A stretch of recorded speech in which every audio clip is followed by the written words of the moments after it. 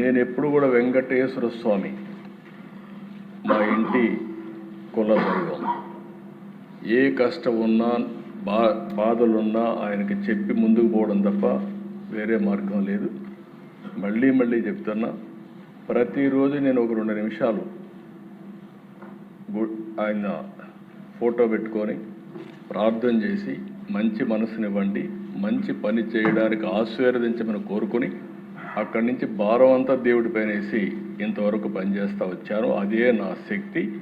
దానివల్ల నేను ముందుకు పోతున్నానని చెప్పి కూడా మరొక్కసారి మీ ద్వారా తెలియజేస్తున్నా.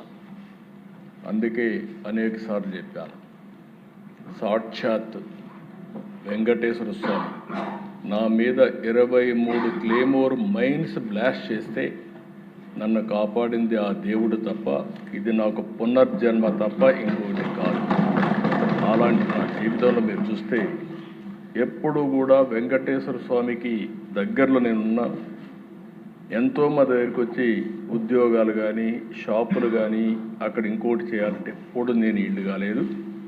నేను ఇప్పటికి కూడా ముఖ్యమంత్రిగా ఉన్నా, ప్రతిపక్షంలో ఉన్నా, నేరుగా క్యూలో వెళ్ళి దర్శనం చేసుకొని వచ్చాను తప్ప ఇంకోటి కాదు. ఎందుకంటే మనం చేసేదానికి సేవ చేయాలి. ఆ సేవలో మనం ఉంటే రాష్ట్రానికి మంచి జరుగుతుంది, అందరికీ మంచి జరుగుతుంది. మనం ముందుకు పోతున్నాం అధ్యక్ష. నేను ఆ రోజు కూడా అధ్యక్ష మనందరం గుర్తుపెట్టుకోవాలి, నేను సిద్ధాంతపరంగా పోరాడాను. తీవ్రవాదుల సమస్యలో నేనేం పెట్టుకోవాల్సిన పని లేదు. నేను ఒక సిద్ధాంతపరంగా ఇది జరగదు, దీంతో రాష్ట్రం దేశం నష్టపోతుంది కాబట్టి మీరు కూడా మెయిన్ స్ట్రీమ్ లేక రమ్మంటే వారు రాలేదనే ఉద్దేశంతో ఆ రోజు రాష్ట్రంలో ఉండే ప్రత్యేకమైన పరిస్థితులపైన పోరాడాం. కడాన నా మీద వాళ్ళు ఇది చేసే పరిస్థితి వచ్చారు. నేను ఆ రోజు ఏదైతే చెప్పానో ఈరోజు తుది దశకు కూడా తీవ్రవాద సమస్య చేరే పరిస్థితి వచ్చింది. అంటే నిన్న మనం చూస్తూ ఉంటే టాప్ లీడర్స్ అందరూ కూడా సరెండర్ అయ్యే పరిస్థితికి వచ్చారు. దేశంలో కేంద్ర ప్రభుత్వం చొరవతో ఈ యొక్క నక్సలిజం కూడా మార్చి లోపల ఎక్కడా లేని పరిస్థితి వస్తుంది. అయితే అధ్యక్ష ఇక్కడ ఒకసారి మీరు చూడాల్సింది, రాష్ట్ర ప్రజానీకం కూడా ఇప్పుడే ఆవేదన మీరు తెలియజేశారు. అందులో ఉండే కుట్రపూరితమైనటువంటి చర్యలు కూడా మనం గుర్తుపెట్టుకోవాలి. నేను ఒక లడ్డు విషయమే నేను మాట్లాడడం లేదు. ఈ రాష్ట్రంలో బ్రిటిష్ వాళ్ళు పరిపాలించినప్పుడు కూడా వెంకటేశ్వర స్వామి జోలికి రాలేదు. అలాంటిది ఈరోజు ఒక లడ్డు విషయంలోనే కాకుండా అనేక విషయాల్లో ఏం చేశారో మనం ఒకసారి ఆలోచిస్తే మనలో ఉండే ఆవేదన లేకపోతే మనం ఏం చేయాలనో బాధ్యత గుర్తొస్తుంది అధ్యక్ష. అందుకని దీంట్లో కుట్ర కోణం ఉంది. ఒక సిండికేట్గా ఏర్పడే పరిస్థితి వచ్చారు. ఇవన్నీ కూడా ఫారెన్సిక్ ఎవిడెన్స్లో చాలా వరకు ప్రూవ్ అయినాయి. దీన్ని ఏ విధంగా ముందుకు తీసుకుపోవాలో కూడా మనం మాట్లాడుకోవాల్సిన అవసరం ఉంది అధ్యక్ష. నెక్స్ట్ ఇక్కడ మీరు చూస్తే అధ్యక్ష, నేను అందుకే మహాపాపం అన్నాను. దీన్ని 59,71,000 కేజీలు ఈ యొక్క అడల్ట్రేషన్ జరిగింది. కల్తీ నెయ్యి వినియోగం చూస్తే 234,51,00,000 నిధులు ఖర్చు పెట్టారు. అదే కాకుండా ఆర్గనైజ్డ్ నేరంతో లడ్డు ప్రసాదం అపవిత్రం చేశారు. ల్యాబ్లకు కన్నుగప్పి టెండర్లు దక్కించుకొని, అంటే లీనియంట్వి లేకపోతే ఇది జరిగేది కాదు. 19-24 మధ్యకాలంలో మీరు ఒకసారి చూస్తే 20,01,00,000 లడ్డూలు కల్తీ నెయ్యితో తయారు చేశారు. అధికారులు, నిపుణులు, సిండికేట్ అంతా కలిసే ఇది జరిగింది. ఒకరు కలిసిపోయారు. దీనిపైన 23/1/2026 సిబిఐ ఛార్జ్షీట్ వేసే పరిస్థితికి వచ్చారు. ఆ ఛార్జ్షీట్ కూడా నేను సుప్రీంకోర్టుకు మళ్ళీ ఇక్కడ కూడా 2 విషయాలు మనం గుర్తుపెట్టుకోవాల్సిన అవసరం ఉంది. ఈ కేసు ఏదైతే నా నోటీస్కి వచ్చినప్పుడు నేను ఆ రిపోర్ట్ బేస్ చేసుకొని అనౌన్స్ చేశాం. ఉప ముఖ్యమంత్రి గారు చెప్పినట్టు ఆ రోజు మేము అందరం కూడా ఆలోచించుకొని అనౌన్స్ చేశాం. అనౌన్స్ అంటే నేను చెప్పాను, అడిగితే కూడా నేను వివరాలు చెప్పాను. అది అయిన తర్వాత దీని మీద ఒక సిట్ వేయాలని మేము ఆలోచించాం. ఇలాంటివి పునరావృతం కాకుండా చేయడానికి ఒక సిట్ వేయాలని చెప్పి ఆలోచిస్తే దానిపైన ఛాలెంజెస్ సుప్రీంకోర్టు పోవడం, సుప్రీంకోర్టు దీని మీద అధ్యయనం చేసిన తర్వాత ఇది రాజకీయ కాంట్రవర్సీ ఉండకూడదనే ఉద్దేశంతో రాష్ట్ర ప్రభుత్వం, కేంద్ర ప్రభుత్వం అధికారులతో ఒక సిట్ ఒకటేసి సిబిఐ ఆధ్వర్యంలో ఎంక్వైరీ చేయమని ఒక సిట్ కాన్స్టిట్యూట్ చేసే పరిస్థితికి వచ్చారు.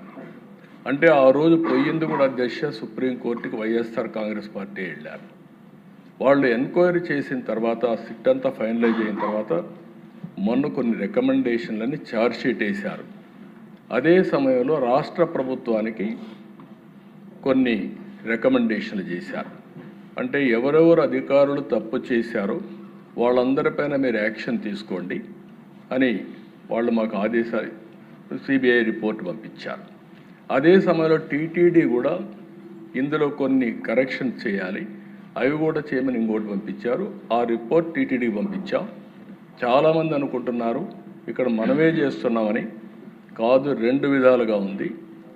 సుప్రీంకోర్టు ఆధ్వర్యంలో జరిగినటువంటి సిబిఐ ఎంక్వైరీ, ఆ ఎంక్వైరీలో సిట్ వేసి సిట్ ఫైనలైజ్ చేసినటువంటి ఒకటి టీటీడీ ఏం చేయాలి, మనం ఏం చేయాలి, సిబిఐ ఛార్జ్షీట్ వేసి కోర్టు కూడా ఫైల్ చేశారు.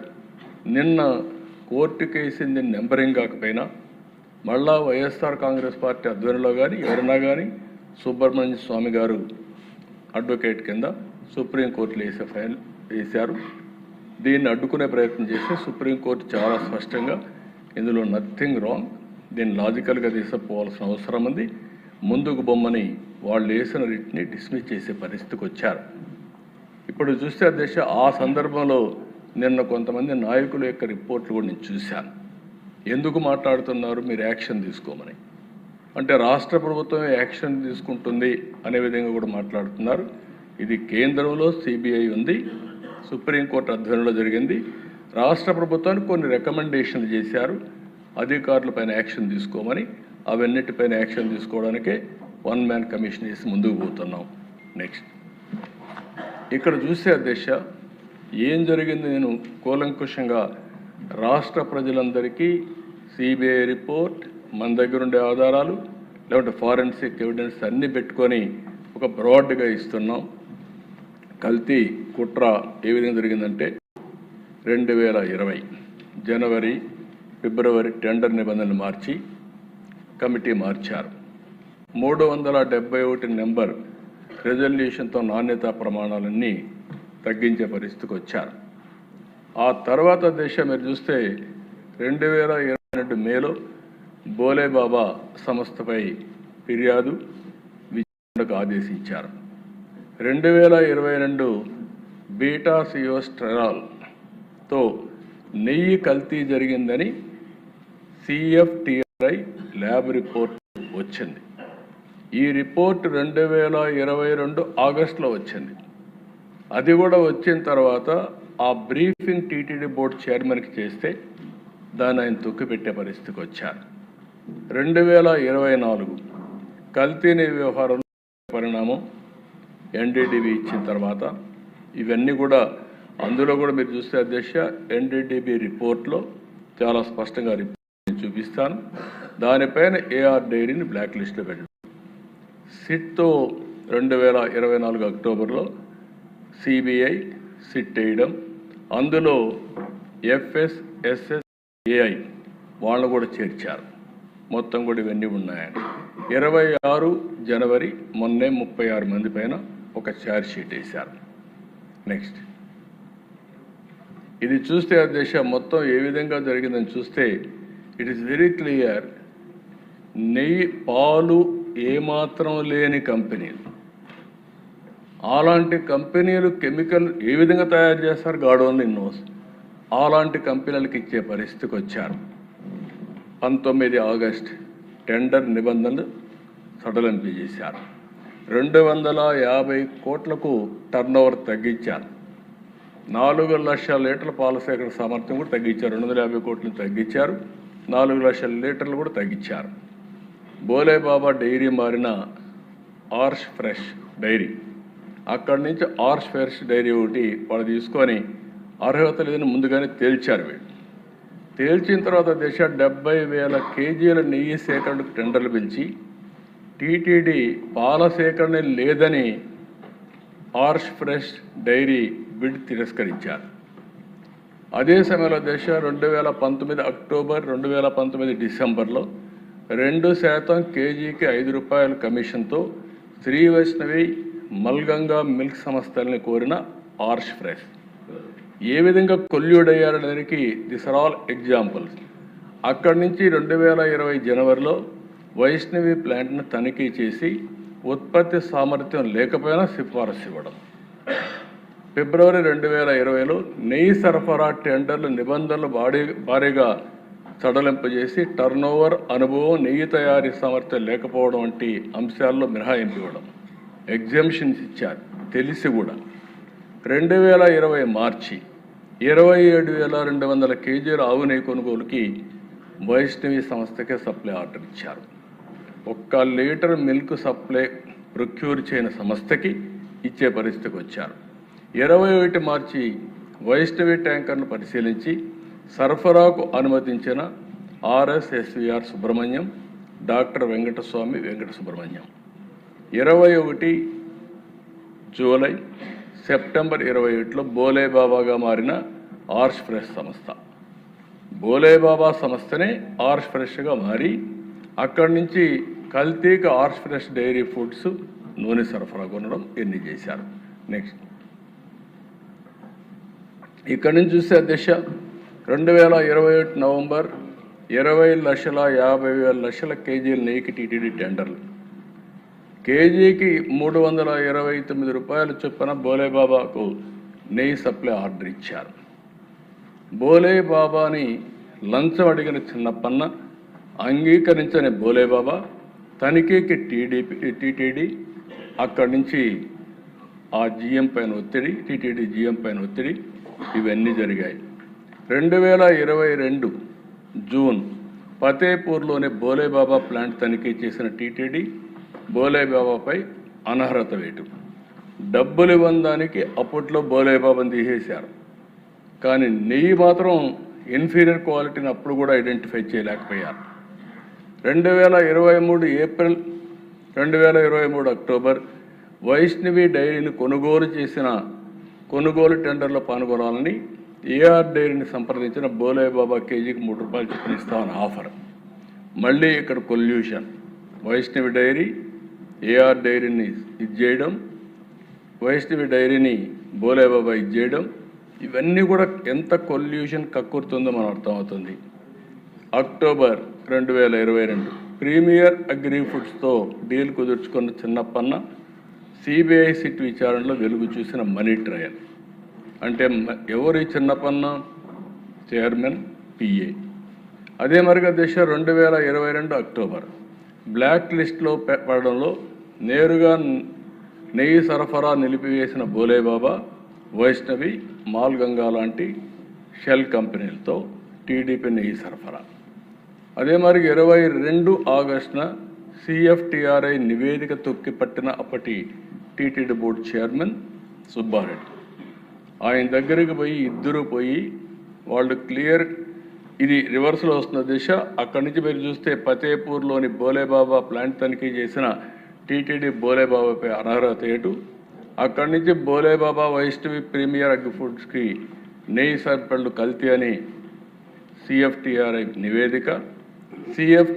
నివేదిక తొక్కిపట్టినప్పటి టీటీడీ బోర్డు చైర్మన్ బ్లాక్ లిస్ట్లో పడుతూ నేరుగా నెయ్యి సరఫరా నిలిపివేసిన బోలేబాబా, వైష్ణవి, మాల్గంగా లాంటి షెల్ కంపెనీతో టీడీపీకి నెయ్యి సరఫరా అంటే ఒక సిండికేట్ ఏర్పడి ప్రీమియర్ అగ్రి ఫుడ్స్తో డీల్ కుదుర్చుకున్న చిన్నప్పన్న అక్కడి నుంచి వైష్ణవి డైరీతో కొనుగోలు చేసి, ఇవన్నీ కూడా అధ్యక్ష మీరు గుర్తుపెట్టుకోవాల్సింది ఒక పద్ధతి ప్రకారం చాలా క్లియర్ కట్గా లాలో చెప్పడి చేసినటువంటి లూటీ, దేవునికి జరిగినటువంటి అపచారం అని చెప్పి కూడా నేను మీకు తెలియజేస్తున్నా.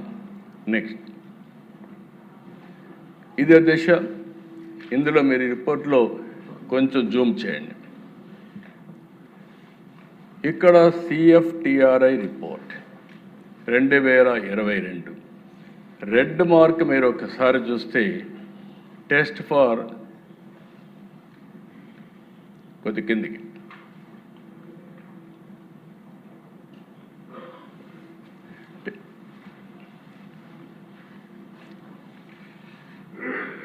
ఎన్డీడీ ఆ రిపోర్టే బ్యాక్ పేజ్ క్లియర్గా జూమ్ చేయమన్నాను, కిందది లాస్ట్ది టీఎఫ్టీ అది ఆ రిపోర్ట్. యా అక్కడ మీరు చూస్తే అధ్యక్ష ఏదైతే అండర్లైన్ చేశారో అది బీటా సిటోస్ట్రాల్ పాజిటివ్ అని వచ్చింది. అది వస్తే ఆటోమేటిక్గా ఇది కల్తీ నెయ్యి. కల్తీ నెయ్యి అని వచ్చిన రిపోర్ట్ తొక్కిపెట్టే పరిస్థితికి వచ్చారు. ఆ రోజు కానీ వీళ్ళు కానీ యాక్షన్ తీసుకొని ఉంటే కనీసం వీళ్ళ సిన్సియారిటీ చిత్తశుద్ధి ఎస్టాబ్లిష్ అయ్యేది. అది కూడా చేయకుండా ఇది 2022లో చేస్తే అది కూడా చేయకుండా చేసే పరిస్థితికి వచ్చారు. అలాంటిది నెక్స్ట్ దిశ నెక్స్ట్ ఇక్కడికి వచ్చినప్పుడు నెక్స్ట్ రిపోర్ట్ నెక్స్ట్ పేజ్ రెండోది దిశ ఇక్కడికి వచ్చినప్పుడు మీరు చూస్తే ఎన్డీడీబీ కాఫ్ ఇది 23 జూలై 2024లో వచ్చింది దిశ. ఈ రిపోర్ట్ వచ్చినప్పటికి మీరు ఒకసారి చూస్తే ఎగ్జాక్ట్గా మేము జూలై గవర్నమెంట్ ఫామ్ చేసాం. ఫామ్ చేసిన వెంటనే ఈఓ శాంపుల్స్ తీసి నాసి రకం ఉందనే ఉద్దేశంతో రిపోర్ట్ పంపించి ఎన్డీడీ పంపించారు. పంపించిన తర్వాత దిశ మీరు అక్కడ చూస్తే క్లియర్గా ఫస్ట్ సెకండ్లో మీరు చూసినప్పుడు S value equation for it suspected adulteration for 180 ఆ నెంబర్ వేసి 2019. ఇక్కడ 1కి ఈక్వల్గా ఏంటంటే soybean, sunflower, olive, rape seed, other things. 2కి ఎస్ వాల్యూలో మీరు చూస్తే కోకోనట్, పామ్ కెర్నల్. 3కి పామ్ ఆయిల్ అండ్ బీఫ్ టాలో. 4కి లార్డ్. 5కి వచ్చి టోటల్.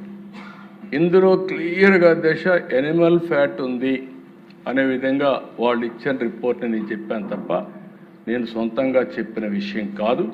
అది భగవంతుడు నా దగ్గర ఆ మాట ఆ రిపోర్ట్ విషయాలు చెప్పించాడు తప్ప ఇంకోటి కాదు. దాని మీద ఇప్పటికి కూడా నేను చెప్తున్నా, ఈ రిపోర్ట్ని బేస్ చేసుకుని ఆ రోజు నేను మాట్లాడానని మరొక్కసారి మీ అందరికి కూడా విజ్ఞప్తి చేస్తున్నా. రాష్ట్రంలో ఉండే ప్రతి ఒక్క భక్తులకు కూడా ఈ విషయమే నేను విజ్ఞప్తి చేస్తున్నాను. హై లెవెల్ ఆఫ్ లూరిక్ యాసిడ్, అదే మరిగా మైరిస్టిక్ 4.5 to 5.5, ఇవన్నీ కూడా మీరు చూసినప్పుడు చాలా క్లియర్గా అడల్టరేషన్ జరిగింది. దీంట్లో కూడా మళ్ళీ మీరు బ్యాక్ వస్తే మీకు కొన్ని విషయాలు చెప్తాను, ఆ విషయం కూడా ఒక ఐడియా వస్తుంది. నెక్స్ట్ అదే దిశ ఇక్కడ మీరు చూసినప్పుడు రోజుకి 4 లక్షల లీటర్ల పాలు కొనుగోలు చేయాలని నిబంధన తొలగించారు. నెయ్యి నిష్పత్తిలో అనుభవాన్ని 3 ఏళ్ల నుంచి ఏడాది కుదింపజేశారు. రోజుకు 12 టన్నులుగా ఉండాల్సిన వెన్న తయారీ 8 టన్నులకు తగ్గించారు. డైరీల వార్షిక టర్నోవర్ 250 నుంచి 150 కోట్లకి చేశారు. సాంకేతిక అధ్యయనం, ఫీల్డ్ విజిట్కి పూర్తిగా మినహాయింపించారు. ఫుడ్ సేఫ్టీ నిబంధనల్ని పూర్తిగా నీరుగార్చారు. నెక్స్ట్ ఇది కూడా మీరు దిశ ఇక్కడ ఒకసారి చూస్తే ప్రధాన సూత్రధారులు పామల్ జైన్, విపిన్ జైన్, బోలేబాబా ఆర్గానిక్ డైరీ. ఇది కూడా మనం గుర్తుపెట్టుకోవాలి. There are 2 dairies, Bhole Baba organic dairy and Bhole Baba foods limited. ఈ పక్కన మీరు గుర్తుపెట్టుకుంటే దిశ నెయ్యి సరఫరా చేసిన షెల్ కంపెనీలు AR dairy, Vaishnavi dairy, మాల్గంగా milks. ఆ పక్క కల్తీకి సహకరించిన వ్యక్తులు కల్తీ నెయ్యికి రసాయనాల సరఫరా అజయ్ కుమార్ సుగన్, మహేష్ కుమార్ రోహెరా, వీళ్ళందరూ ఉన్నారు. బ్యాంక్ అకౌంట్లో 4,69,00,000 రూపాయలు లంచం డబ్బుతో దొరికిపోయిన TTD board chairman PA Chinnappanna కల్తీ నెయ్యి సరఫరాకి సహకారం అందించింది కూడా చిన్నప్పన్న అని చెప్పి చాలా స్పష్టంగా మనకు ఒక ఐడియా వస్తుంది. నెక్స్ట్ ఇక్కడ దిశ మీరు చూస్తే నకిలీలతో మకిలీ తప్పుడు ధృవపత్రాలతో నెయ్యి సరఫరా చేసి బిడ్లు బోలేబాబా వేసిన వ్యక్తి A1, A6, A19. తప్పుడు రిటర్న్లతో టీటీడీని ఏ విధంగా మోసం చేశారు, దాంట్లో రిటర్న్స్లో తేడాలు, ఆన్లైన్ ఫిజికల్ రిటర్న్ల వ్యత్యాసాలు, ల్యాబ్ నివేదికల ఫోర్జరీ, అపెక్స్ ల్యాబ్ పేరుతో ఫోర్జరీ నివేదిక, మాల్గంగా సంస్థ శాంపిళ్ళు ఇవ్వకుండా దొంగ రిపోర్టు పంపేయడం, ఇన్ని జరిగితే టీటీడీ బోర్డు ఈఓకి చైర్మన్కి బోర్డుకి తెలియకుండా జరుగుతున్నది కరెక్ట్ కాదు అధ్యక్ష. రాష్ట్రం మొత్తం ఎవరు దేవుని దగ్గరికి వచ్చినా ఆ ప్రసాదం తీసుకున్నప్పుడు ప్రతి ఒక్కరూ విమర్శించారు, నాణ్యత తగ్గిపోయిందని అందరూ మాట్లాడారు, ఎంతోమంది ఆందోళన చేశారు. కానీ ఏమాత్రం పట్టించుకోకుండా ఇవన్నీ చేసే పరిస్థితికి వచ్చారు. నెక్స్ట్, ఇది మీరు ఒకసారి, ఇది ఇంపార్టెంట్ అధ్యక్ష. అక్కడికి పోయినప్పుడు కల్తీ నెయ్యి ఎట్లా చేశారనేది, ఇవన్నీ కెమికల్స్. మనమందరం కెమికల్స్తో నెయ్యి తయారు చేశారని మాట్లాడుతున్నాం. ఆ నెయ్యి ఎట్ట తయారు చేశారంటే మోనోగ్లిసరైడ్స్, లాస్టిక్ యాసిడ్, ఇది యానిమల్ వెజిటబుల్ ఫ్యాట్ నుంచి వస్తుందని, ఏదైనా కావచ్చు. ఈ రెండు ఫ్యాట్లో నుంచి ఆ కెమికల్ తీస్తారు. బీటా కెరాటిన్ రంగు కోసం, ఎసిటిక్ యాసిడ్ ఈస్టర్ వాసన కోసం, సింథటిక్ ఫ్లేవర్ నెయ్యిలా కనిపించడానికి, లబ్సా యాసిడ్ ఇది డిటర్జెంట్లో వాడతారు, అంటే అది కలిపితే ఆ నురుగు అవన్నీ రావడానికి. ఈ పక్కన మీరు చూస్తే అధ్యక్ష, నెయ్యికి బేస్గా రిటైర్డ్ palm oil, palm kernel oil, palmolein, దానిపైన రసాయనాలు రంగు కనిపించకుండా మార్కింగ్ ఏజెంట్ వినియోగం, దానిపైన ఈ రసాయనాలు అన్ని కలిపి ఎమర్సీ ఫైర్, ఇవన్నీ కూడా ఒక ఆర్టిఫిషియల్గా నెయ్యి తయారు చేయడానికి ఎన్ని విధాల ప్రయత్నం చేశారంటే అన్ని విధాల ప్రయత్నం చేసి, అదే మరిగా మహాపాపం మహామోసం అని మేము పెట్టింది ఆగ్మార్క్ పరీక్షలో ఆర్ఎం వాల్యూ కోసం ప్రమాదకరమైన రసాయనాలతో కల్తీ నెయ్యి. అంటే ఒక్క డౌట్ అధ్యక్ష మనందరికి రావాలి, ఎవడైనా దేవుని కోసం తక్కువ ధరకే ఇస్తున్నాడు అంటే మనం 4 సార్లు ఆలోచించుకోవాలి. దేవుని నైవేద్యం పవిత్రమైన నెయ్యితో చేస్తాం, ఆవు నెయ్యితోనే చేస్తాం. అలాంటిది ఇంత దారుణంగా తక్కువ ధరకు వస్తుందనే ఉద్దేశంతో అవినీతి కానీ కుట్రపూరితమైనటువంటి ఆలోచనతో కానీ ఇవన్నీ చేసే పరిస్థితి. ఇవన్నీ కూడా చూడండి అధ్యక్ష. నెక్స్ట్, ఇది ఏ విధంగా చేశారంటే టీటీడీలో సాంకేతిక నిపుణుల ప్రలోభం, ఫోన్లు ఇవ్వడం, బంగారు వెండి కాయిన్స్ ఆఫర్ చేయడం, ఇవన్నీ నేను చెప్పినట్టుగా అధ్యక్ష. ఇవన్నీ కూడా ఏదైతే ఛార్జ్ షీట్ వేశారో ఛార్జ్ షీట్లో వేసినటువంటి విషయాలన్నీ ప్లాంట్ తనిఖీలో అనుకూల నివేదికలు ఇప్పించిన టీటీడీ నిపుణులు బత్తుల సురేంద్రనాథ్, డాక్టర్ కులకర్ణి, జయరాజా రావులకి లంచాలేరా, కిలో నెయ్యి 25 రూపాయలు డిమాండ్ చేసిన చిన్నప్పన్న, అదే సమయం నెగటివ్ రిపోర్టు తొక్కిపెట్టిన గోడౌన్ సిబ్బంది, ఇవన్నీ కూడా ఒక పద్ధతి ప్రకారం వాళ్ళందరికీ ప్రోటోకాల్ దర్శనాలు, ఇవన్నీ చేసి ఎంత మ్యానిపులేషన్ చేశారంటే ఒకసారి తలుచుకుంటేనే బాధ, ఆవేదన, ఆవేశం కూడా వస్తుంది దిశ. ఇలాంటివన్నీ చేసే పరిస్థితికి వచ్చారు. నెక్స్ట్,